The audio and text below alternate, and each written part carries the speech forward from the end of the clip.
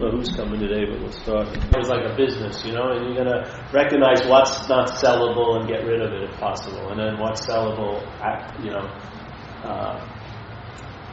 give it some more attention, yeah? So you write down a 4-column. And so people who are drinking today and are going in a bar today right now always are doing the first 2 columns. Most people are. The first column is who you're mad at, and then the second column is why. So everyone is there, today going shopping, doing this, doing that, but there's really no relief, obviously.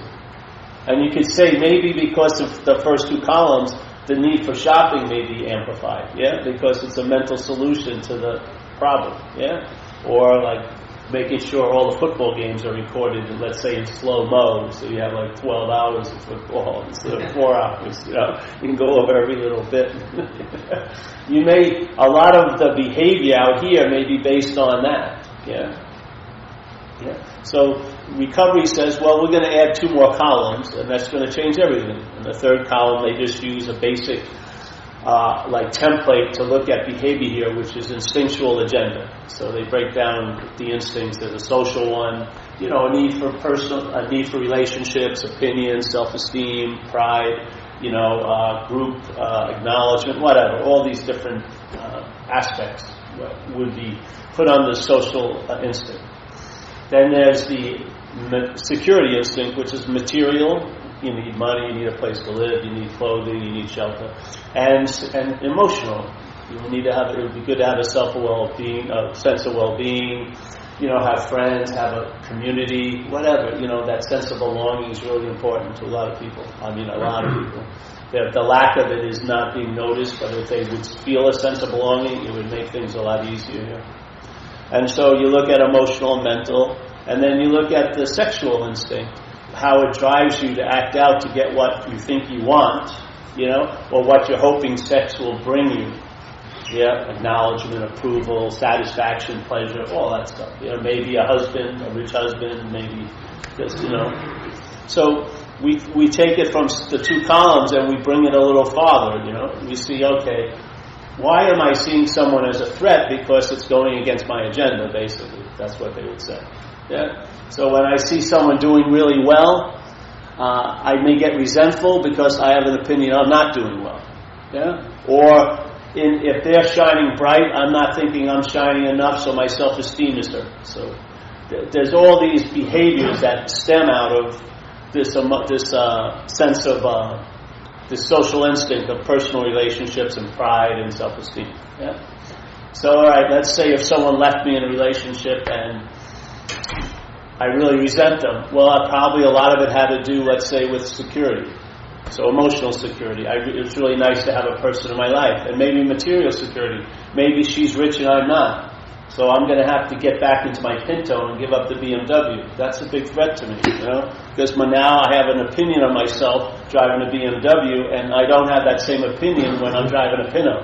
Yeah, I'm getting a lot off the financial security. My mind's like eating it, yeah, and the emotional security. And so then you look at sex and you go, well, I'm not going to have sex anymore with that lady, and I'm not going to have sex with her maid either. Because that relationship's over. So it's a big threat to my sexual drives.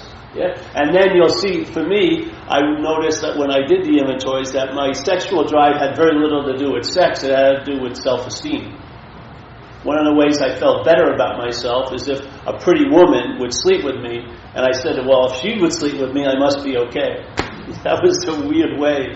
But it was like a drug because it would wear off quickly and I'd have to find another woman. Yeah? Or the woman that I was getting approval from, I'd see a mole on her cheek and there was the approval stopped and I had to go find someone else to get it. It was like a drug addiction, just like everything else.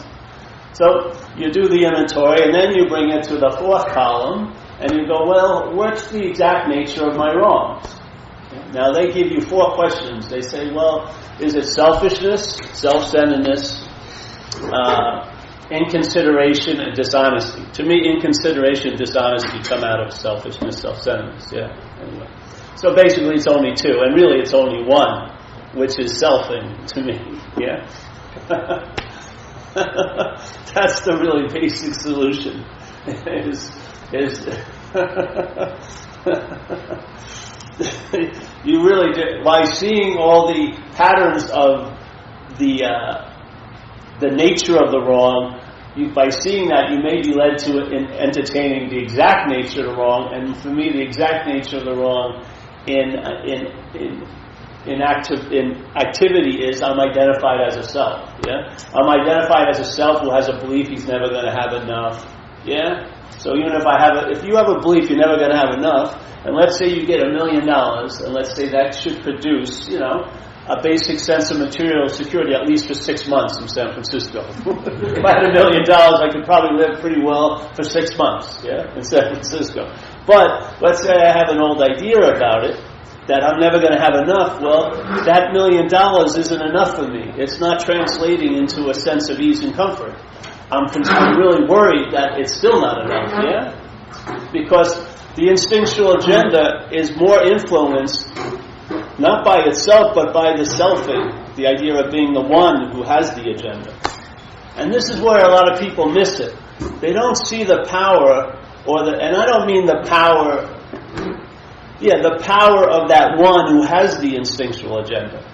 Because that one is giving all the meaning. So if it has a belief in its little idea of you that there's never going to be enough, it doesn't matter how much money you're going to have, you're going to obsess over and be anxious around it. So it's not going to equate into a sense of material security. It isn't. It's going to produce more insecurity because the selfing is going to dominate everything else. So it's the idea that it's you that needs this. The you is giving that need all the meaning it has. Yeah. So when you fulfill all your needs, a lot of times doesn't satisfy the you, does it? That's the real drag. The real drag is when you seem to go with the formula and then you expect, well, if I get everything controlled out here and everything's going my way, it's going to translate into an ease and comfort. But it actually doesn't. It's just something else to agonize over. Yeah. Sort of like when you have something, it has you. So if let's say you have a lot of money, it has you in a way. You've got to be concerned what that money's doing and who's taking it from you and all this and all that. So there's a lot of payment to whatever we think is our little solution. So what I saw in recovery, for the people who just walked in, don't worry about it. You'll jump in. Yeah. You'll just whatever. So in recovery, after about 9 or 10 years of being in there, I heard a message outside of the rooms of AA, and that message was concerning the relevance of the masthead of my little ship called Paul, Am I that long-lasting, independent, separate entity? That mental idea, am I that? Yeah.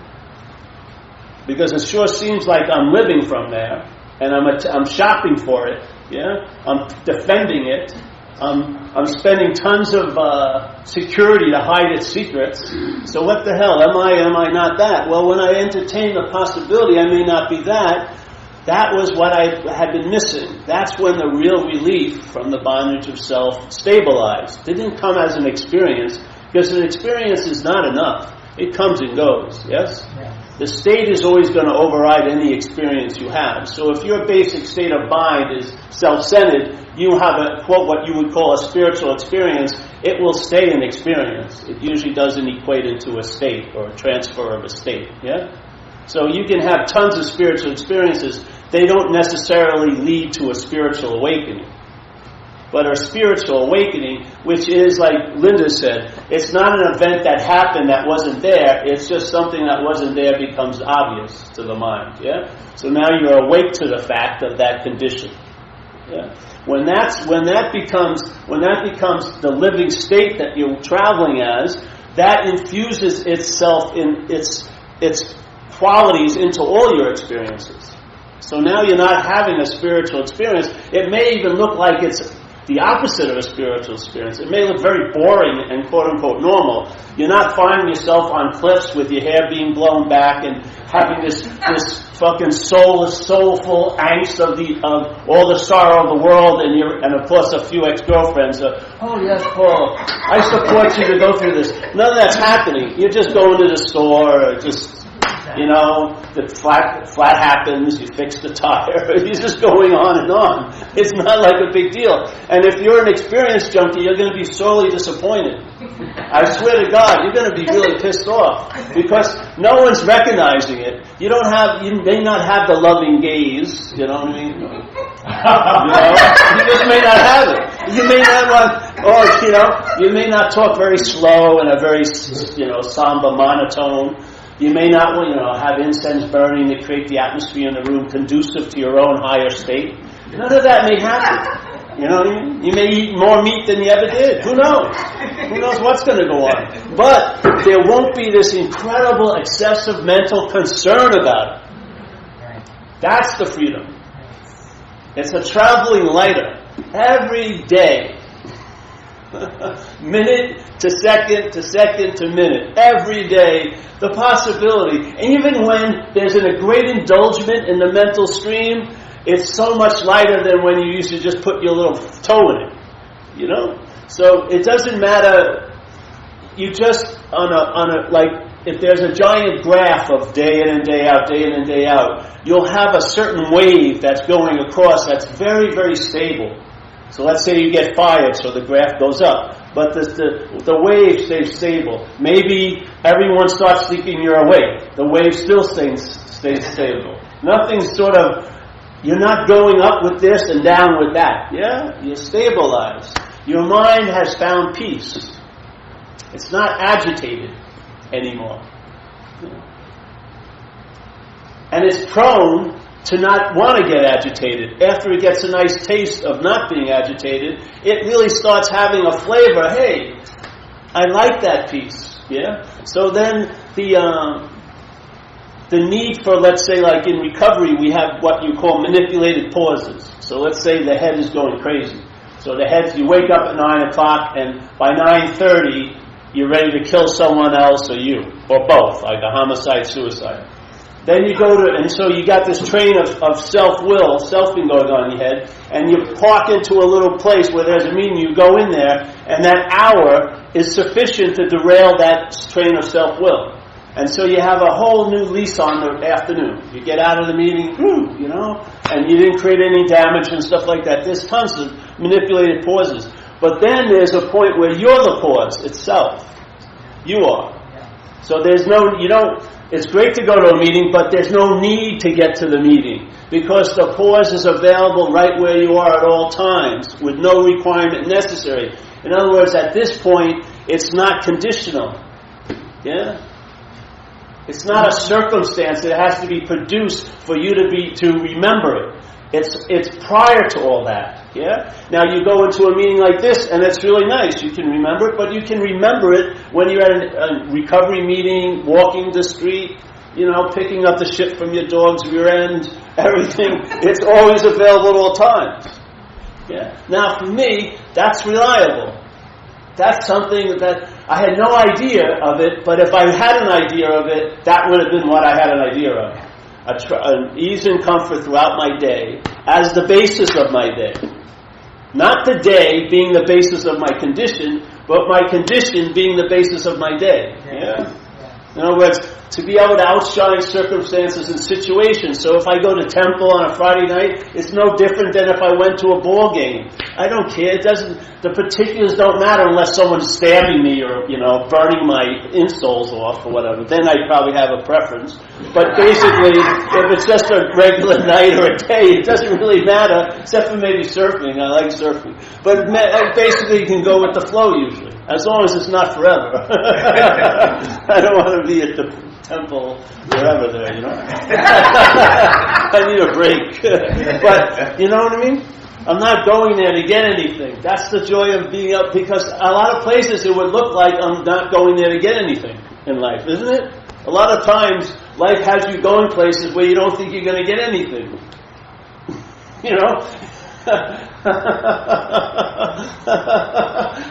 So if you're looking for something, you're going to be probably pissed off, and your mind's going to go, you could be somewhere else. What?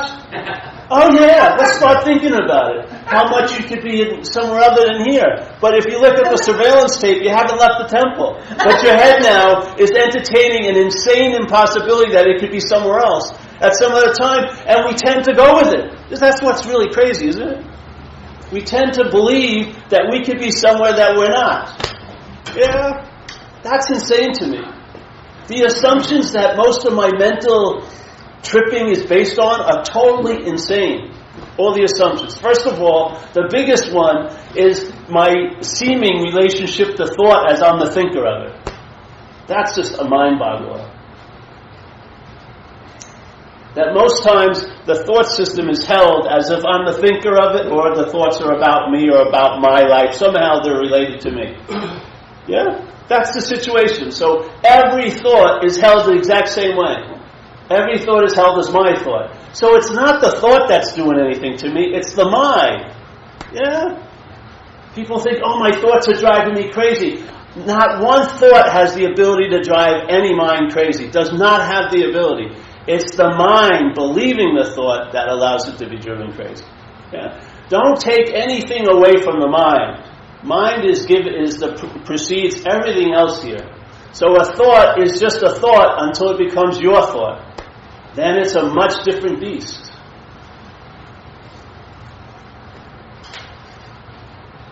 So a lot of people, like the movie seems so intriguing, or whatever you want to call it, an illusion, as if it's a thing. It's not. It's an appearance.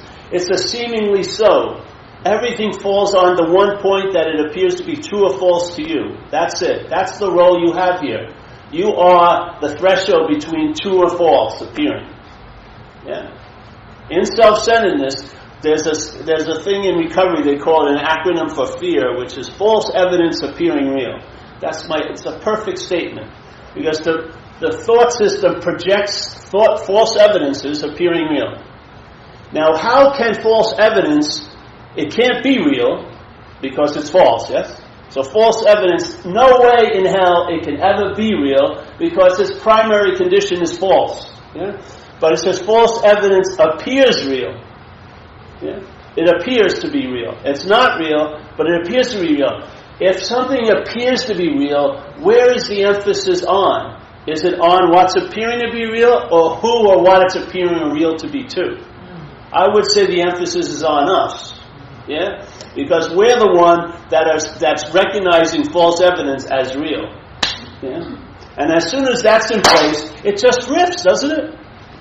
It says some insane thing. If only I would have, and if you just see that, but, it's like, if only I was a woman, I'd have 3 kids by now, but I'm a man, That's the one idea I'm just overriding, the whole point of this yapping, but I'm a man. It's not possible for me to give birth here. But the mind just overrides these, and then it just rips, doesn't it?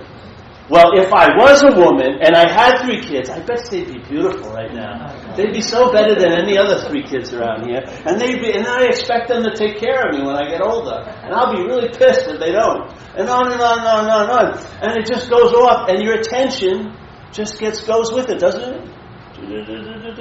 And then you don't feel like satisfied here. Why? You're never going to be satisfied by the outside things.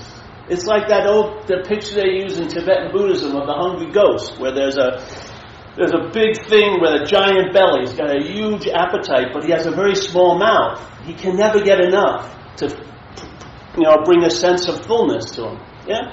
So the mind looking outside for something to bring it satisfaction when it's the only thing that can be satisfied.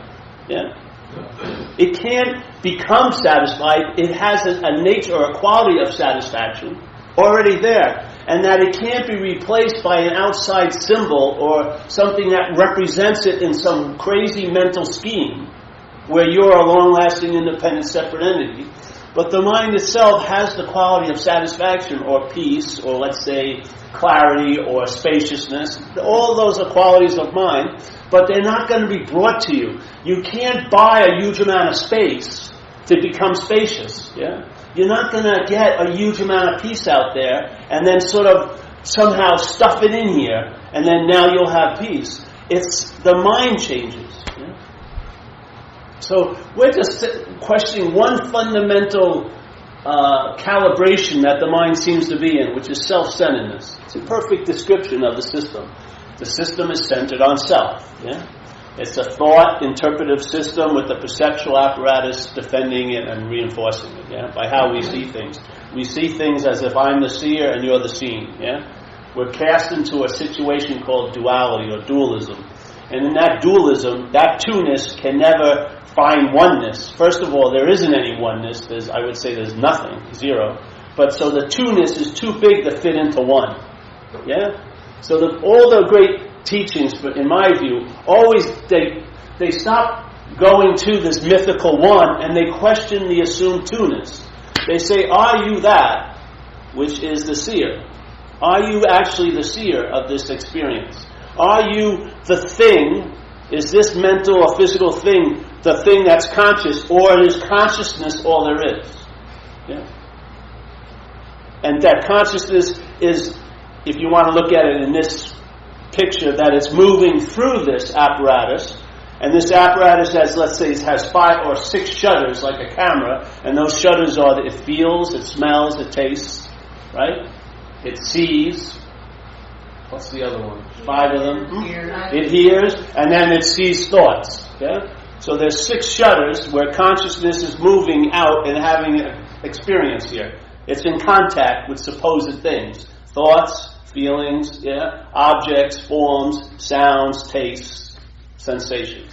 So, and let's say there's 8 billion people on a planet. There still seems to be enough consciousness for conscious contact to happen for those 8 billion people, yeah? And when there was 1 billion, there was plenty to do then. And if it gets up to 30 billion, there'll still be plenty. Yeah? And 80 billion. It can be 2 zillion billion camera locations, and there's still going to be enough consciousness because all there is consciousness. Yes? It's not defined by the cameras. You know, you're number 13 billion and 1. Sorry. You're just going to... Yeah? Sorry, it ran out. Get back to us later. Don't have any more births. No more fornication for a while. Yeah? No, it doesn't matter because it's sort of like a field or a possibility, yes? And in that possibility, a lot of things can happen. So here's this consciousness. That's the contact, yeah? Like it says in recovery, but they use it in a different way. But conscious contact, so it's seeing, hearing, feeling, tasting, touching, and you see thoughts, like you would see a bird fly by. And if you notice, if you were looking out the window and a bird flew by, you would see it, yeah? There would be no point of choice, would there? You wouldn't be seeing that, I don't want to see that bird, but you've already seen the bird. Yeah? Or like the same thing with a feeling. I don't want to feel that, but you felt it already. It's a little too late. You know what I mean? If you had any volition, you would have felt, I don't want to feel it before it even came up. Yeah? But it's all an afterthought, isn't it? So consciousness contact occurs, and then the mental process, the selfing I like to call it, claims that process and interprets conscious contact, and now emphasizes the seer or the noun that's in contact, meaning you, yes, this long-lasting, independent, separate entity, and the object to that noun, which is you, yes? So the seer and the seen now become much more important than the seen, yeah? The hearer and the heard becomes much more important than the hearer. The feeler and the felt is much more important than the feeling. So this is a very nice way for the mental process to sort of forget the conscious contact by taking itself to be the one that's in conscious contact. Yes?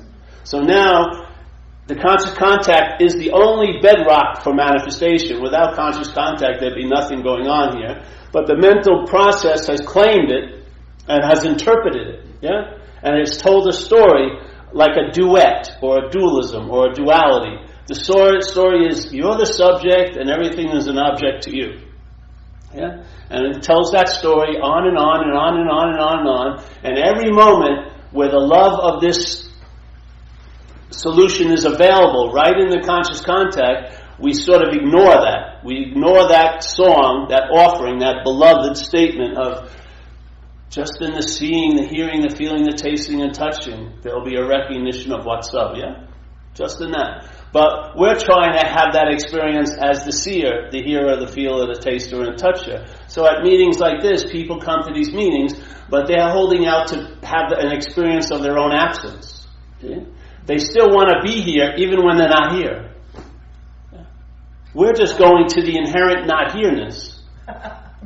that you have never been here. There's nothing, and the whole idea of, like in St. Francis says, the whole point is to forget the self, yeah? But why is it, and it's in self-forgetting that you're reborn and stuff like that. And then Dogen, a Zen master from Japan, says, the study of Buddhism is the study of the self. The study of the self is to forget the self. Yeah? There it is, all Buddhism in a nutshell, to forget the self. But in AA we say, well, self can't get out of self, so there's the trick. So if I spend 2 years trying to forget the self, that could be construed as obsession with self, yeah? Because I would be feeling like a self trying to forget the self, yeah? Or they say in this way, you're using Buddha to seek the Buddha, or you're using mind to seek the mind, or you're using light to find light. It doesn't work, and it never will work. And most people, when it doesn't work, they blame themselves, which is self-centeredness. Yeah? They don't see the formula is flawed. They think the practitioner is flawed. That's why spirituality has the greatest business scheme, because if it fails unbelievably, and yet the person who's practicing it blames themselves all the time. It's never the formula. Yeah? And what kind of business plan? Wouldn't you love to have a business that you wouldn't have to deliver the goods, and you could promise it may take lifetimes? You'd be fucking great. You could have like a pseudo-fake factory where you were supposedly building happiness, joy, and freedom, and spending all your money on other things. And the person would still be waiting patiently. Oh yes, I'm just not purified enough to get it. What an incredible business scheme. Yeah. But this thing is much different than that. Much, much different than that. We're not introducing or entertaining any path to illumination here. We're talking about what illuminates all paths, yeah? Which is moi.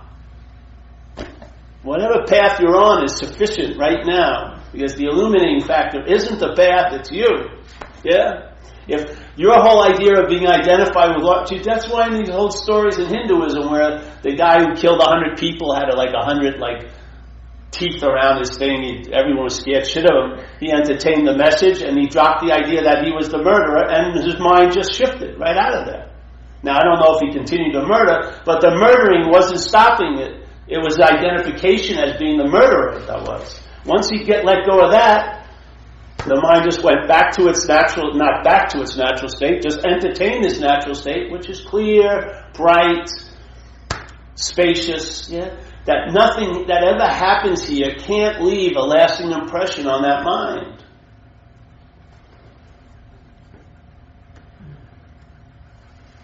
So, why is they say that? Well, it's in self-forgetting. Well, maybe it's because how self appears here is to be remembered, yeah? For self to seem to be so, for me to really feel, which you're feeling it, aren't you? It's not like a thought of self, it's a sense of self. So when an action occurs, there's just a sense that I was the doer, yeah? When a thought is noted, it's just a sense or a feeling that I'm the thinker. Yeah, obviously, no one else is thinking it. I must be the thinker. You know what I mean? So that sense of self is being reinforced because it has to be remembered, because it isn't so, yeah? Something that's so never has to be remembered. If something that was so was always here at all times, where would there be a need to remember it? It would just be immediate acknowledgement of its everlasting presence. There would be no need to remember it because it could never not be seemingly so. Yeah? But something that isn't so, for it to appear to be so, has to be remembered. Yeah? Just like 3 weeks ago, cannot appear to be so here to Kenneth right now. But it can appear to be so to you by remembering it. Yeah? The future cannot have an influence on anyone other than the person who's entertaining it now. Yeah. So if I entertain 3 weeks from now, it can produce an effect in my experience now, today. And if I remember myself 4 weeks ago, I can produce an effect now. Now there's a lot of effects it produces, but the one effect that's pretty consistent is the feeling of you. So when the thought system thinks about you in the past, it pictures you as a body, yeah? It has to picture you as someone to remember. And so when it's remembering you 3 weeks ago, it's now remembering you now. See, that's the trick. So you would think, why is it still thinking about years ago? Its purpose isn't to go over that, it's to remember the self now. Yeah? And the self can't be here now, so it has to be remembered. So the thought system has to have past and future to picture you at some other time, at some other place. And so when the thoughts are thinking about that, you're conjured up. There's a feeling of you. I was there, I will be there, therefore I am here. That's how its logic works. I'm serious, I've watched it, I was here, yep, that's true. Look, I did that, I went to jail, there was my picture, yes, I did that, I was there. And obviously, for it to be so rich, I must really believe I'm going to be in the future, because you don't even understand, the person you think you are now won't be the person you'll be thinking you are then. So you're worrying about a total stranger.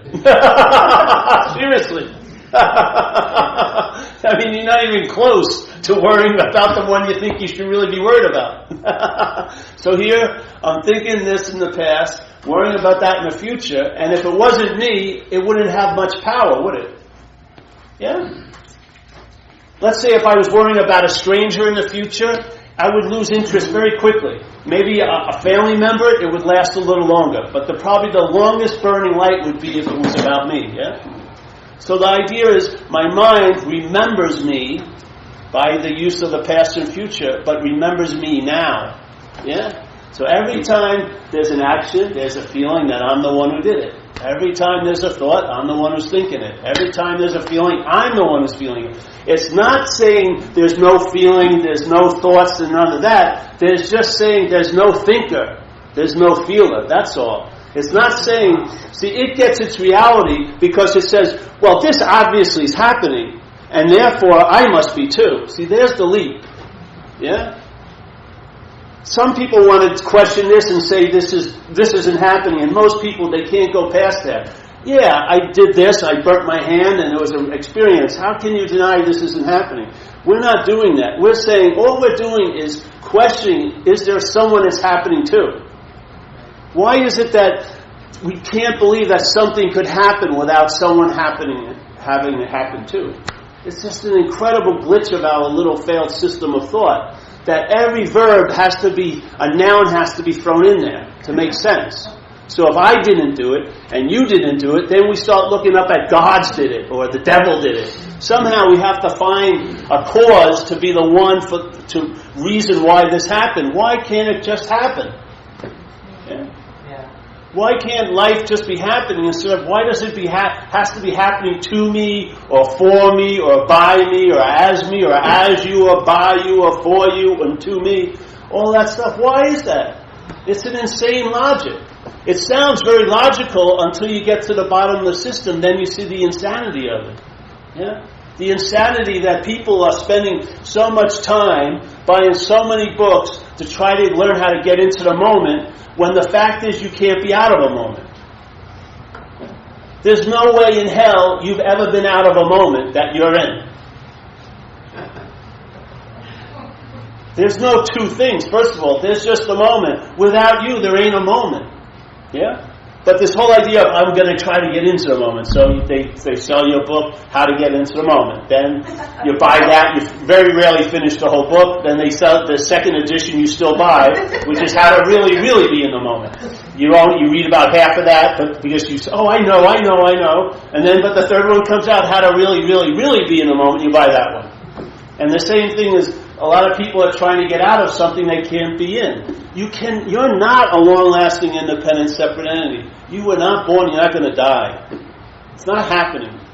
The body's it showed up seemingly and it's going to disappear. But what you are was way prior to the body showing up, and it's going to be there. It's because it can't be anywhere else. All there is that. Yeah? So this idea of trying to get out of self is just as insane as trying to get into the moment. And I found, this is my humble sense of it, when the solution dawns on you, what you actually see the problem as is imaginary. Yeah? Now from the problem, it's real. So therefore you need what you would call a real solution. But when, in a temporal way, you think this message is the solution, but when truly entertained, its solution is that if the problem's imaginary, and you know what happens? There's no need for a solution. That's the real solution. The solution becomes obsolete by its own activity. It solves the problem. Hey, this is imaginary, and therefore there's no need for a solution. It's like that We used it last week. Ramana Maharshi, this old master, used to have a story about you're walking around in your day and you have a thorn in your foot, and it's causing you a lot of discomfort. So maybe you've tried all these different kinds of shoes, you got different kinds of insoles, started walking around with no shoes, decided I'm not going to walk anymore, you got one of those little driving things, but the thing's still bothering you. All your little ways of trying to get relief from it haven't really worked. So you find another thorn. And you use the second thorn to do what? Dig out the first thorn. Yeah? You don't replace the first thorn with the second thorn. So this is the solution. This is the problem. Identification as self. Alright? That's the thorn. Here's the solution. Hey, you may not be that. You may not be that which you identified as. Okay. We use that to dig out, and we realize we're traveling lighter. But we don't replace the first thorn with this message. The message gets thrown out too. It's done its job. Yeah? Now you're relying on absolutely nothing. That's why it's totally reliable. If you were relying on a solution, then it would somehow or another you would creep in and say, well, I haven't been practicing it lately, and therefore it wouldn't be a solution, would it? You would still be the biggest influence of it all. But if it's nothing, that there's no one and there's nothing to do with, then it stabilizes. Your mind becomes thoroughly convinced. Yeah? It's like a boomerang. Every time the mind sends one of its boomerangs out, you know it's coming back. There's nowhere to go. And the fact is, if you're in infinity or if you're in timelessness, timelessness will always wait out any effort in time. Yeah? Time will never be able to outdraw timelessness. Because in timelessness, the gun's already out of the holster. Every time it already has you. Yeah? Timelessness is before you sit down. Yeah? I finally arrived. No, it had arrived already. It has never left. So there's no way you can precede it. You can't get in front of timelessness. Yeah? So all it is a surrender to it. Now timelessness starts infusing its qualities into time. And I'll tell you, time is one of the main streams of suffering here. The mind's streaming and timing. Because all the thought system is drenched in time. And you're constantly being provoked or urged to move, aren't you? You can't really, even though something that you thought you worked for to get, like you worked 3 years to go to Hawaii, you get to Hawaii, but your mind is just prodding you to think about job. Yeah? While you're on the job, it's prodding you to think about Hawaii. I've seen people who go on hikes and they're like 3 steps ahead of themselves. They're never actually in the moment of putting their foot down. Their mind's racing to the cappuccino later. And there's a movie, Lincoln or whatever. There's always it's like a death march, you know. It's like a form of slavery, you know. And then if you find something that even triggers the sense of okayness, it's totally neutered immediately. Oh, I know that, and then you're back on the march to look for a better version of it. Yeah, you see ads in the papers, extreme radical Buddhism. What the fuck is that? It sounds like a workout, like a fucking yoga workout. Extreme radical Buddhism. Join us to the extreme radical Buddhist retreat. What the fuck is that? You know. Scripture. You know, I mean, you know, really, more is better? No, it isn't. Why are we so busy that when something captures our attention, we immediately want to take it back and move along with it? We're like a flower. I don't have time for that. Or some like a kid. Oh, Paul, I don't have time for that. Why? What's the big? Where are we marching towards? Or is it just slavery? I find it slavery. I really do. I think that the bondage of self is truly just like that. You're enslaved. You're enslaved to a very small thought and interpretive system. You've gone over every inch of it. You've followed every formula it has for you to be sometime, somewhere, but not actually now, happy, joyous, and free. They failed miserably, and yet we keep tuning into it all day. And you wonder why. Have you ever seen, let's say I had a furniture business, and I was only dealt with one thing, couches. And I'd never missed a delivery. Always delivered it. They were always in the perfect condition. They saw it on the pictures, yeah? Never a problem. Would I need excuses, rationalizations, and blame? If I delivered the goods, would I need excuses why I didn't deliver the goods? No, I did. Yeah. Would I need to make rationalizations? Well, that person got in my way. No, because I got it there in time. Yeah. How does your mind work? Doesn't it have a lot of excuses, rationalizations, and justifications? They're like smoke from a failed system.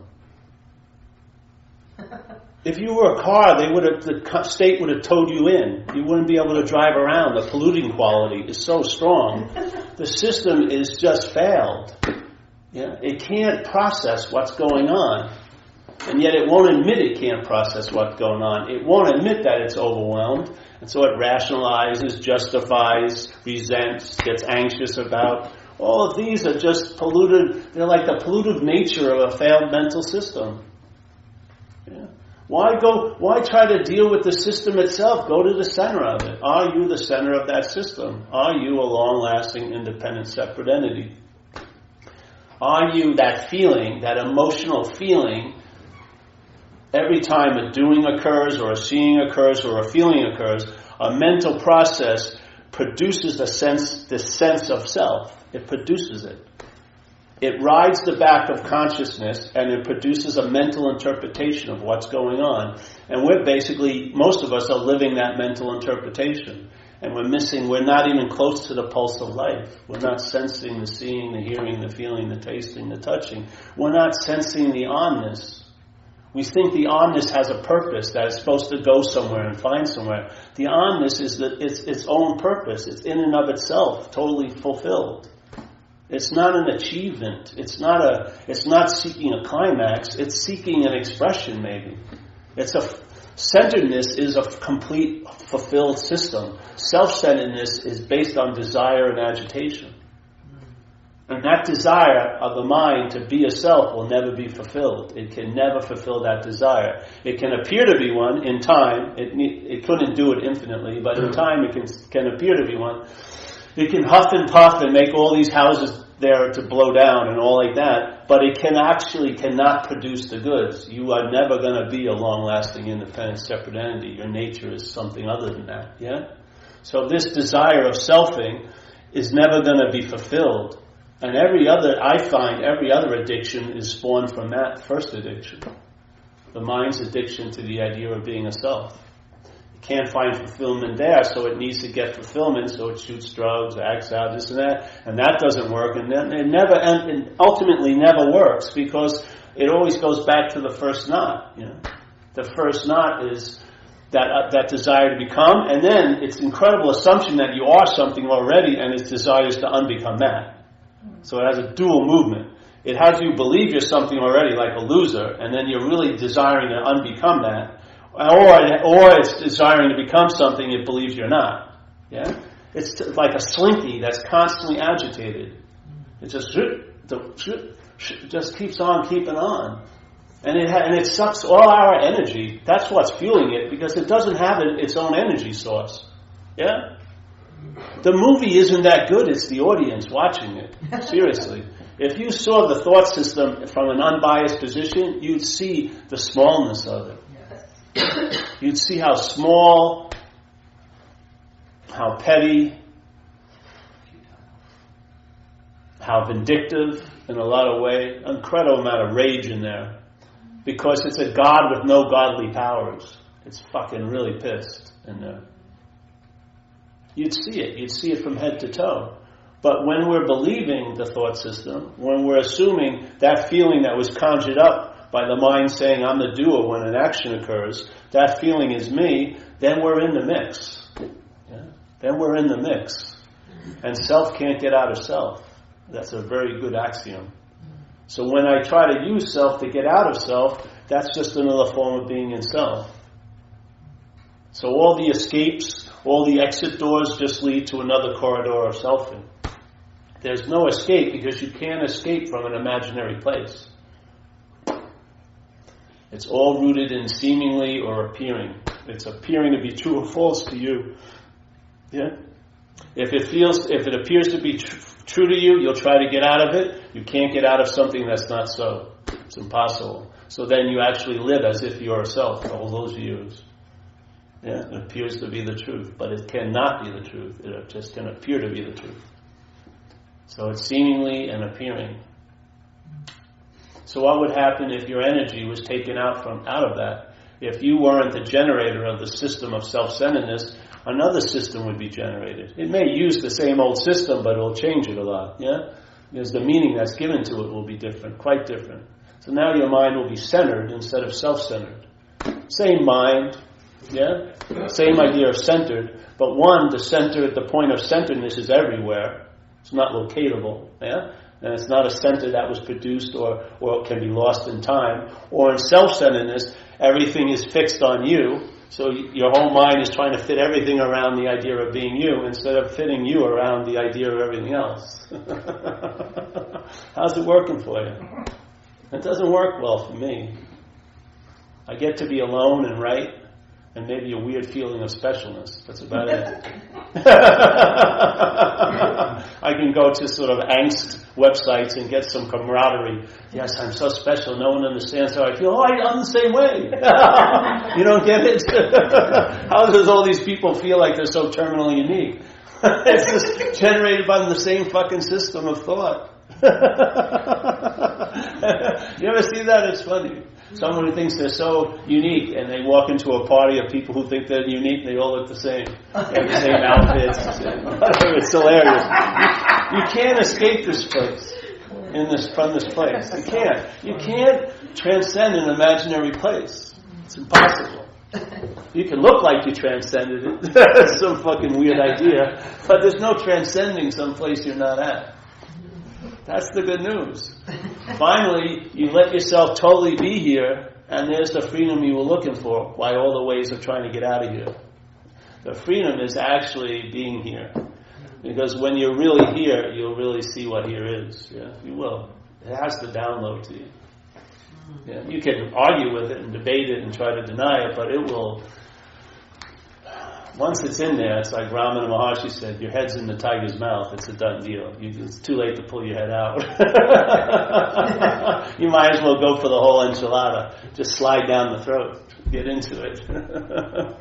Then the funny thing is, you'll feel like, in a way, you'll appear in this world much more individualistic than when you were trying to be an individual. Yeah, you really will. When you give up the ghost of being an individual, you'll be pretty quirky, probably.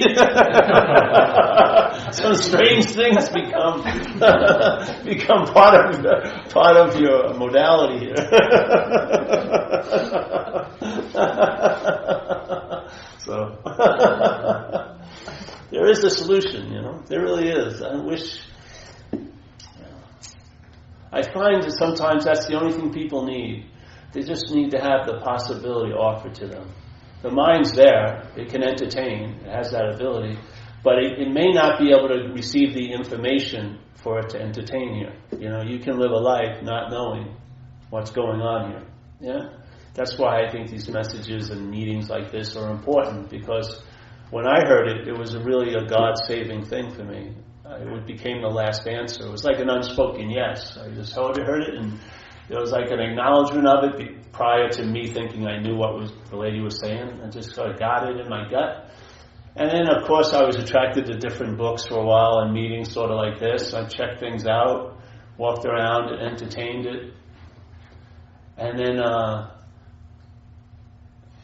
when things shifted, they had to shift through my idea of how they were going to look like when they shifted, because they didn't look like that at all. Yeah, and then they just stabilized and they became so applicable. And I found, people, they may have these dreams of nirvana and enlightenment, but really all they want is an ease and comfort in their own skin. If you felt satisfied and at ease today, you probably wouldn't have a drive to do much more than maybe express it, really. Really. At least in my case, that's how it worked. I was going to India and everything like that. I wouldn't go to I wouldn't even go to a bookstore today. to buy a book. I really wouldn't. I mean, I can't. Last week I read a book, a spiritual book, for the first time in a while, and it wasn't good because immediately I wanted to express it through what I read in the book at a meeting. And that doesn't work for me. Even though it was super clear, it's not super clear for me if it ain't coming from here. Yes. Downloading. I can read a book and get it in a second, conceptually. I can't tie my shoes here, but spiritual concepts are easy. I understand what they're saying, but it's not the same thing when there's a sense-felt understanding of it, yeah? When it's tactile to you. So it's better for me to read about the Yankees and stuff than to read about any spirituality. Seriously. I tried. 2 nights I read, and I did a talk after it, and I just didn't feel right. Yeah. It just didn't feel like, it just has to have a certain flavor. And so, now who would have expected that? You would think that it would motivate me to study more and get more in depth in the older scriptures. No. It motivates me to pay absolutely no attention to any of that. Yeah? It's weird, eh? You wouldn't have thought that. I wouldn't have. My head would have think, once I got this, then I'd really get into the study of it. It said the exact opposite. Don't even go fucking near any of it. No more seminars, no more this, no more that. No more 4 stages or 7 stages, 12 stages of consciousness. No. Just keep it fucking simple, If you weren't the thinker of your thoughts, I bet you'd have a great relief today. And I'm saying you're not the thinker of your thoughts. Wow. Really. If I wasn't the thinker of my thoughts, first of all, then whose thoughts would they be anyway? Who knows? I know for a long time I was downloading alcoholic thoughts because I found that out by coming to recovery meetings, and I was sharing it today. I was in this deep shell of terminal uniqueness. No one understood me. No one did what I'd done and felt what I felt and thought what I felt. And then 8 people shared my thoughts. I'm going, how could they be mine if he has them? How could these feelings be? And they felt like they were so mine, like so special. No one had this feeling. No one. The whole world. No one's ever felt like this. This Joe Bob, Oh yeah, I felt like that. What? I realized, Jesus, I'm taking alcoholic infected thoughts as mine. Because that's the disease of alcoholism. I'm taking alcoholic interpreted feelings as my feelings, and alcoholic generated behaviors as my behaviors. That's the whole bondage of self. The identification. Yeah, the identification as the one that's doing it. As the one who's thinking it. As the one who's feeling it. And if I'm the one who's feeling that, and that I shouldn't be feeling, it's going to have a field day with that feeling, yeah? If I'm the one who's feeling it, and I shouldn't be feeling that, then it's going to riff like freaking crazy about that. And that's what it does. You give it an inch, it will riff for miles upon miles. Yeah? I mean, up here, your mental system has logged 2 billion frequent flyer miles. You've always ended up at the exact same place, right where you've been, and you've gone to fucking some crazy destinations. Yeah? Crazy, insane, all the shit you bring back. You look around, why do I want that? I was right about that relationship. Oh, is that fulfilling you now? Oh, they really fucked with me. Oh, that's great. Oh man, they can really build a whole life on that. They really fucked me. Yeah, see? It's just mine. If you give it an inch, it takes a lot. Abstinence is the key. How are you going to say no to your thoughts? But if they're not yours, you'll easily be able to say no. Yeah? But if they're yours, you're going to have a big fight. A big fight with those thoughts. I'm telling you. But if they're not, the whole thing gets dimmed down. The volume goes down. The same system of thought is doing its thing, but I hear it. I don't listen to it. It's a difference. Yeah? I hear it because there's consciousness, but I don't listen. The listen is intent. I have to be interested in it to listen to it. And the only thing that causes me to be interested in it is I think it's about me. And I'm interested in that me that it's about. Now, if I'm not that me that it's about, I lose interest in the system. And what happens? Find out. Find out how you feel. How you truck around. How things weigh on you now. See how it goes. I bet you'll travel lighter. Doesn't say the geography of your life is going to change. No one can promise anything like that. And who really would want to? But you will travel over it later. Yes? Because you are the big weight bearer. Not the circumstances and situations. They can lend weight to it. But you're the big weight bearer. You and I. We're given everything all the meaning it has. And this has been given a meaning. This is not the place where all meaning is being given. This has been given a meaning also. It's been given a meaning called you. And that's bigger than the meaning of God. So there is a solution. Entertain it. But just start, let's say, with thought. Just see. Thoughts aren't, let's say, what? See the difference between a thought and a my thought. We used to use this example all the time. Very easy. Put money up here. What's important? Health. Sex. Okay, every generates a meaning, doesn't it? When you sit there and you hear that word. Money, sex, health, based on what you think your condition is. That's a huge trip right there. Because that may not be the condition you're in, but you think. So you can see that you give meaning to everything. But let's just change the meaning. So we weigh it. Sex, health, what was it? Money? Security. Actually. Oh, whatever. Security. Now I add the word my. My money. Usually different, isn't it? Money? My money. Get away from it. You can't have any of my money. Sex? My sex. Oh, fuck. He writes 10 novels on that. Yeah? Relationships? My relationships.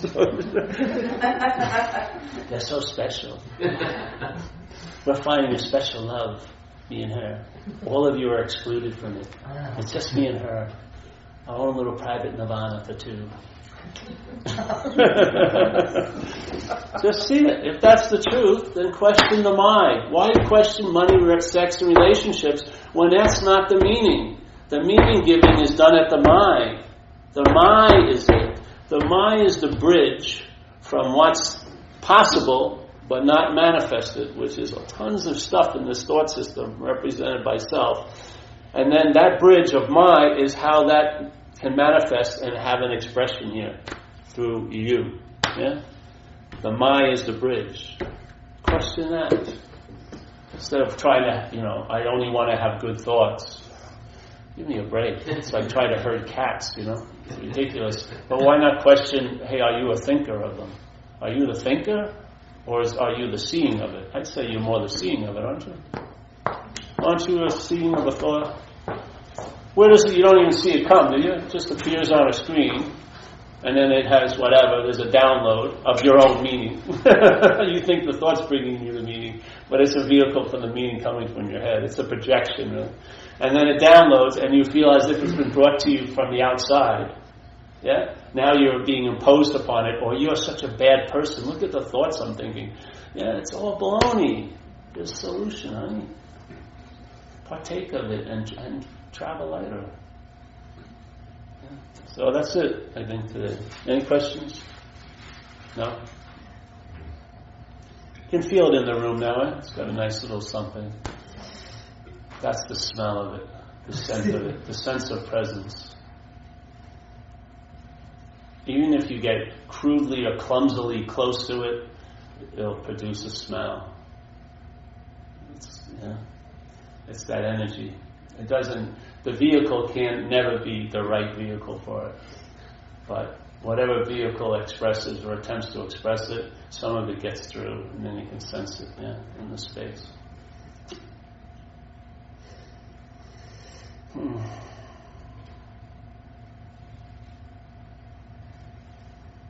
Paul. Yeah. Yes. The conditional mind, as you describe it, as a long-lasting identification of self, never served me. In fact, I served it. So, you have a delivery that speaks to me, a backward approach to that. I'm not that, the conditional mind. And that has been my experience. When I am, as I am centered of travel lighters, in whatever vehicle it serves me, which is lasting inner peace. Yeah, it's not bad. For an hour on Saturday. Yeah. Usually you have ammonia in the room, so if you feel like you're waking up, it's chemically produced. Sinus is open. I'm usually washed in ammonia, so it's just sometimes wrong. All right, well that's it. Yeah, I mean I've been doing. I entertained it for a while, and it's been proven. I mean, I don't know if a lot of you have alcoholism, but self-centeredness. It's sort of like you're living in life in an aquarium glass. You're just separated from everything. It's sort of you're like in a mental observing status, which is really dry, and you can't have contact with intimacy. It just doesn't work for the mental condition. And it's to have that broken, that glass, and have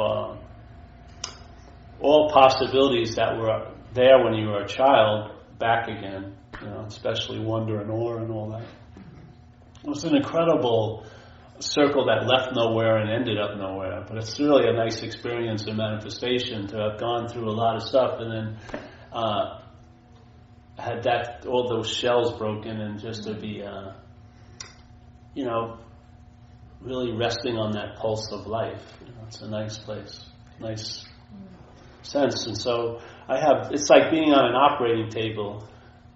You never decide when to get up. You just lay there and then see what happens. Open up, and your cards will always be reshuffled, and things will be reconfigured in a way that will allow you to see something or sense something you didn't sense when you looked at a tree before. Yeah, it will just keep on giving more abstract senses of beauty and other things. Just tons of gifts you would have never have imagined, small little, just how the light hits something at a certain time. Your mind's free enough to see that and get it, where before you would never have noticed it. And all that stuff, it just allows you, it sort of puts a stop to that incessant movement. And then when you really start looking around, you see that what you're looking around from is what you had been looking for your whole life. It was just hidden under an identification as something else. Yeah, that's pretty sweet, and it's very pragmatic. It will allow you to travel lighter through your day. Yeah. Do you have a meditation practice? No, I don't. If you want to, I like.